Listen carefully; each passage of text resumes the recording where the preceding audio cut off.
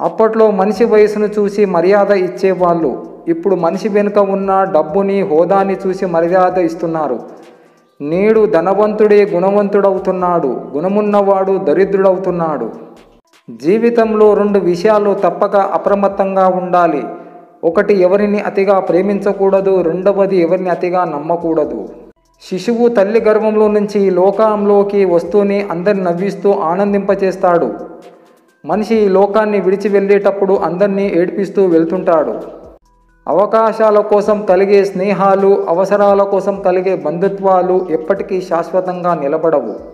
అపనమ్మకంతో పనిని మొదలుపెట్టకు, ఎందుకంటే నీకున్న నమ్మకమే నీ విజయానికి తొలిమెట్టు. మనకు నచ్చినా నచ్చకపోయినా మనం బ్రతికి ఉన్నంతకాలం బాధ మన జీవితంలో ఒక భాగంగా ఉంటుంది. 1-2 లోపాలు ఉన్నాయని మొత్తం మానవత్వం మీదే నమ్మకాన్ని పోగొట్టుకోవద్దు. మానవత్వం అనేది మహాసముద్రం లాంటిది. ఒడ్డున ఉండే కాసిని మురికి నీళ్లు సముద్రం మొత్తాన్ని మురికిగా మార్చలేవు. మనం భయపడి చెవులు మూసుకుంటే గెలుపు కొట్టే తలుపు చప్పుడు ఎలా వినిపిస్తుంది? ఒక వ్యక్తి గురించి పూర్తిగా తెలిస్తేనే మాట్లాడాలి, లేకపోతే తెలుసుకుని మాట్లాడాలి. అంతేకాని తెలియకుండా వంకరగా మాట్లాడకూడదు. ఒక భగవంతుడు తప్ప నిన్ను రక్షించేవాడు ఎవడూ లేడు. అందరూ అవకాశవాదులే. ఓపికతో శరణు వేడు, చివరికి నిన్ను కాపాడేవాడు ఆ ఒక్కడే. ఎప్పటికైనా పరమశాంతి అక్కడే దొరుకుతుంది. మనం చేసిన మంచిని మరుక్షణములోనే మర్చిపోవాలి. మనకు మంచి చేసిన మనిషిని మరణించే క్షణం వరకు గుర్తుంచుకోవాలి. పూజలు చేసేటప్పుడు దేవుడు వింటాడు అని నమ్మే మనం ఇతరులకు హాని చేసేటప్పుడు మాత్రం ఆ దేవుడు చూస్తాడని ఎందుకు తెలుసుకోలేకపోతున్నాం? గడిచిపోయిన నిన్నటి కన్నా తెలియని రేపటి కన్నా గడుపుతున్న ఈరోజు ఎంతో విలువైనది. ఆస్తి అంతస్తులు ఉన్నాయని ఎగిసి పడకు. ఏమీ లేవని అధైర్యపడకు. ఎవరు లేరని బాధపడకు. మరెవరో ఉన్నారని గర్వపడకు. సుఖాలకు పొంగిపోకు, దుఃఖాలకు బాధపడకు. వీటన్నిటికీ ఆ పరమశివుడు చెప్పే సమాధానం ఒక్కటే, ఇదేమీ శాశ్వతము కాదని.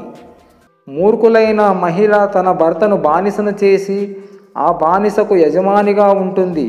కానీ తెలివైన మహిళ తన భర్తను రాజును చేసి ఆ రాజుకు తను రాణిగా ఉంటుంది. భార్య జీవితంలో సంతోషం అనేది భర్త ద్వారానే వస్తుంది. అది తెలిసి కూడా ఎందుకు బాధ పెడుతున్నారో తెలియదు. ఆశించి జీవించే వ్యక్తిలో నటన ఉంటుంది. ఆశించకుండా జీవించే వ్యక్తిలో ఆత్మీయత, ప్రేమ ఉంటుంది. నాది కాని దానికోసం నేనెప్పుడు నాదైతే నేను ఎప్పుడు వదులుకోను. ఒకరితో నన్ను నేను పోల్చుకోను. ఒకరికి నచ్చినట్లు నేను ఉండను. ఒకరి కోసం నన్ను నేను మార్చుకోను. నేను ఎప్పుడు నాలాగే ఉంటా. నేను ఇలాగే ఉంటా. నువ్వు కోరికలకు ఎప్పుడు బానిస కాకుండా తృప్తిగా బతకలేవు. కోరికల వెంట పరిగెడుతూ దీనిని తృప్తిగా అనుభవించలేవు. జీవితమే ఓ గొప్ప వరం. దానిని ఎప్పుడు శాపంలా మార్చుకోవద్దు. విద్య నేర్చుకున్నాక గురువుని మర్చిపోకు. ధనం వచ్చాక మిత్రులని, నీ తోబుట్టువులను మర్చిపోకు. భార్య వచ్చాక కన్నవారిని మర్చిపోకు. గౌరవం వచ్చాక గతం మర్చిపోకు. అవసరం తీరాక సహాయం చేసిన వాళ్ళని మర్చిపోకు.